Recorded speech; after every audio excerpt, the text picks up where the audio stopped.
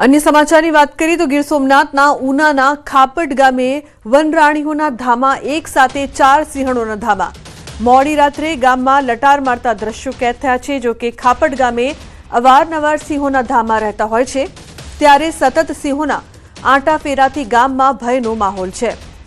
તો ખાપટ ગામે અવારનવાર સિંહ આવે છે। અહીં દ્રશ્યો છે તે સીસીટીવીમાં કેદ થયા છે, જેમાં જોઈ શકાય છે કઈ રીતે આ સિંહણોના ધામા ઉનાના ખાપટ ગામે વનરાણીઓના ધામા કેદ થયા છે। સીસીટીવીમાં એક સાથે 4 સિંહણોના ધામા અહીં જોવા મળી રહ્યા છે। મોડી રાત્રે ગામમાં લટાર મારતા આ દ્રશ્યો કેદ થયા છે। લોકોમાં ડરનો માહોલ પણ છે, કારણ કે અવારનવાર સિંહો અહીં આવી ચડતા હોય છે, ત્યારે આ સિંહણો રાત્રે લટાર મારતી કેદ। સાપુતારાની તળેટીમાં આવેલા ગોટિયામાળ ગામમાં રાત્રે દીપડો પાંજરે પુરાયો છે। કેટલાય સમયથી ગામમાં દીપડાના આંટા ફેરા જોઈને લોકોમાં ભારે દહેશત હતી।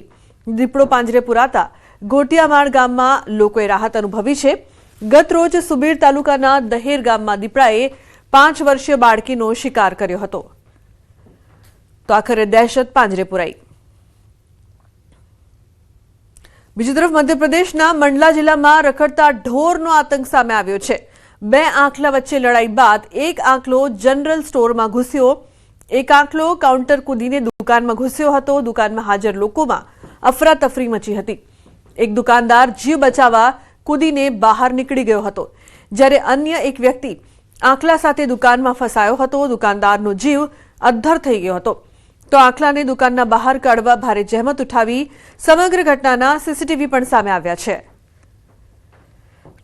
દુકાનમાં હાજર લોકોમાં અફરાતફરીનો માહોલ જોવા મળ્યો હતો। ઘટના સીસીટીવીમાં કેદ થઈ છે। દુકાનદાર જીવ બચાવવા બહાર નીકળી ગયા હતા। તો રખડતા ઢોરનો આતંક છે તે અહીં સીસીટીવીમાં કેદ થયો છે, જેમાં જોઈ શકાય છે કઈ રીતે આંખલા વચ્ચે લડાઈ બાદ તે જનરલ સ્ટોરમાં ઘૂસી જાય છે। લોકો ડરી જાય છે, ડરના મારીએ આમ તેમ દોડવા લાગે છે। દુકાનદાર મહા મહેનતે પોતાનો જીવ બચાવવા ભાગે છે। જૂનાગઢ ડિમોલિશન સમયે હથિયાર મળવાનો મામલો। શિવગીરી નામના સાધુના ત્યાંથી મળ્યા હતા હથિયાર। શિવગીરીને 1 વર્ષ માટે 5 જિલ્લામાં પ્રવેશબંધી। જૂનાગઢ, ગીર સોમનાથ, પોરબંદર, રાજકોટ અને અમરેલી જિલ્લામાં પ્રવેશ પર પ્રતિબંધ કરાયો છે। અગાઉ પણ શિવગીરીને કરાયો હતો તડીપાર। વાત જાણે એમ છે કે સુદર્શન તળાવ નજીક શિવગીરી નામના સાધુનું દબાણ दूर કરવામાં આવી રહ્યું હતું। ડિમોલિશન સમયે તલવાર, ધારિયા, કુહાડી જેવા ઘાતક 60 હથિયાર મળ્યા હતા। તપાસ કરતા સામે આવ્યું કે આ જ સાધુએ યાત્રિકો પર હુમલા કર્યા હતા અને અગાઉ ગુના નોંધાયેલા છે। એટલું જ નહીં, અગાઉ પણ આ જ સાધુને તડીપાર પણ કરાયો હતો। અમર જોડાયા છે વધુ માહિતી આપવા માટે। અમર, શું વધુ વિગત આ સમગ્ર મામલે? લુબના, ચોક્કસ કે જૂનાગઢના ભવનાથમાં આવેલા સાધુ શિવગીરીને 5 જિલ્લામાંથી હથપાર કરવામાં આવ્યું છે, કારણ કે તેના ઘરમાંથી 60 જેટલા હથિયારો 2 દિવસ પહેલા મળ્યા હતા અને તેણે ગેરકાયદેસર રીતે સુદર્શન તળાવ પાસે છે તે દબાણ કરી લીધું હતું। આ જે સાધુ છે તેનો આતંક ભવનાથ વિસ્તારમાં બહુ જ હતો। એક સીસીટીવી પણ સામે આવ્યા છે, વાયરલ થયા છે હાલ, કે થોડા સમય પહેલા એક પ્રવાસીને ફોરવ્હીલમાંથી ઉતરીને મારવામાં આવે છે।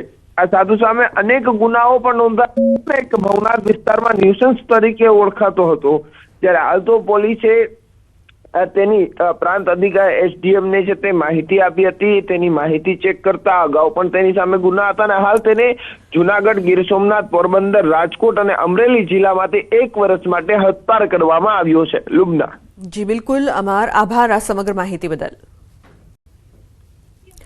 અરવલ્લી જિલ્લા એલસીબીએ ફિલ્મી ઢબે દારૂનો જથ્થો ઝડપી પાડ્યો છે। બોલેરો કારનો 25 કિલોમીટર સુધી પીછો કરી દારૂ ઝડપ્યો છે। મોડાસાના જીવણપુરથી ભિલોડાના રામપુરી સુધી એલસીબીએ પીછો કર્યો હતો। ખેતરમાં બોલેરો ઉતારી ભાગતા 2 શખ્સ પૈકી એક ઝડપાયો છે, જ્યારે એક ફરાર થયો છે। કારમાંથી 2,60,000ની કિંમતની 912 બોટલ વિદેશી દારૂ જપ્ત કર્યો છે। તો એલસીબીએ કુલ 10,70,000નો મુદ્દામાલ પણ જપ્ત કર્યો છે। હાર્દિક જોડાયા છે ફોન લાઈન પર વધુ માહિતી આપવા માટે। હાર્દિક, શું વધુ વિગતો સમગ્ર મામલે? જે પ્રકારે અરવલ્લી જિલ્લામાં વિદેશી દારૂ ન આવે તેવા પ્રયાસ જિલ્લા એલસીબી પોલીસ કરતી હોય છે, ત્યારે પોલીસને મળેલી બાતમીના આધારે મોડાસા શામળાજી હાઈવે પર જીવનપુર પાસે પોલીસે પોતાની કાર ઉભી રાખી હતી। દરમિયાનમાં એક શંકાસ્પદ બોલેરો કાર આવતા તેને રોકવાની કોશિશ કરી હતી, ત્યારે બોલેરો કારે તરત પીછો પાછળ ભગાવી અને એની પાછળ જિલ્લા એલસીબી પોલીસની ગાડીઓ પણ ભાગી હતી. ફિલ્મી ડબે 25 કિલોમીટર સુધી પીછો કરવામાં આવ્યો હતો. ખાસ કરીને મોડાસાના જીવનપુરથી લઈ અને બ્રહ્મણા રામપુર એટલે કે 3 તાલુકા પસાર કર્યા હતા બોલેરો કારે. પરંતુ છતાં પણ જે ખેતરની બાજુમાં કાર ઉતારી દઈ ત્યાંથી ભાગવાનો પ્રયાસ કરતા 2 ઇસમોમાંથી એક ઇસમને ઝડપી પાડવામાં આવ્યો છે. રાજસ્થાનના જાલોરના જોધારામ જાટની ધરપકડ કરવામાં આવી છે. પોલીસે લગભગ 912 બોટલ વિદેશી દારૂ સાથે 2.60 લાખનો મુદ્દામાલ કબજે કર્યો છે. ખાસ કરીને કુલ 10.70 લાખનો મુદ્દામાલ કબજે કરવામાં આવ્યો છે. એટલે કે પોલીસ દ્વારા જે દારૂ ઘુસાડવામાં આવે છે ગુજરાતમાં તેને પકડવા માટે તમામ પ્રયાસો કરતા જોવા મળી રહ્યા છે. જી બિલકુલ હાર્દિક, આભાર સમગ્ર માહિતી બદલ. રાજકોટ શહેરના યાજ્ઞિક રોડ પર આવેલા મલબારના જ્વેલરી શોરૂમમાં ચોરીની ઘટના સામે આવી હતી. 23 જાન્યુઆરીના રોજ અજાણી મહિલાએ શોરૂમ સ્ટાફની નજર ચૂકવીને ગોલ્ડ અને ડાયમંડ ડિસ્પ્લે ટ્રેમાંથી ચોરી કરી હતી. 27.59 ગ્રામ 22 કેરેટની સોનાની ચેન ચોરીને મહિલા ફરાર થઈ હતી. આ સમગ્ર મામલે શોરૂમના મેનેજર 46 વર્ષીય વિજય મૂલચંદાણી દ્વારા પોલીસ ફરિયાદ કરવામાં આવી છે. આ સમગ્ર ચોરીની ઘટનાના સીસીટીવી ફૂટેજ પણ સામે આવ્યા છે. સીસીટીવીના આધારે પોલીસે મહિલા આરોપીની શોધખોળ હાથ ધરી છે. તો વાપી નજીક વંદે ભારત ટ્રેન પર થયેલા પથ્થરમારા મામલે આરપીએફને મોટી સફળતા મળી છે. 27 જાન્યુઆરીએ થયેલી આ ઘટનામાં પથ્થરમારો કરનાર 2 વ્યક્તિઓની ધરપકડ કરવામાં આવી છે. આરપીએફ દ્વારા ટ્રેન અને એન્જિનના સીસીટીવી ફૂટેજ મેળવ્યા બાદ તપાસ હાથ ધરાઈ છે, જેમાં 2 શંકાસ્પદ વ્યક્તિઓ નજરે પડ્યા હતા. મોરાઈ ફાટક પાસે રહેતા 20 વર્ષીય સત્યેન્દ્ર કુમાર ઉર્ફે છોટુ અને શ્રીપાલ શિવ નરેશની ધરપકડ કરવામાં આવી છે. સત્યેન્દ્રએ વંદે ભારત ટ્રેન પર પથ્થર ફેંક્યાની કબૂલાત પણ કરી છે. બંને વિરુદ્ધ રેલવે એક્ટ હેઠળ ગુનો નોંધીને વધુ તપાસ શરૂ કરવામાં આવી છે. આણંદ જિલ્લાના ઉમરેઠમાં ફ્લાઇંગ સ્ક્વોડનો સપાટો જોવા મળ્યો છે. લાલપુરા ખાતે મહીસાગર નદીના પટમાં દરોડા પાડ્યા.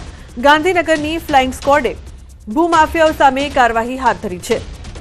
ભૂમાફિયાઓ દ્વારા રેતીની ચોરી કરતા JCB machine, Hitachi machine, dumper સહિત કરોડોનો મુદ્દામાલ જપ્ત કર્યો. તો રેતી માફિયાઓ તેમજ માટી ખનન કરતા માફિયાઓમાં ફફડાટ ફેલાયો છે. ખાણ ખનીજ વિભાગની કામગીરી સામે પણ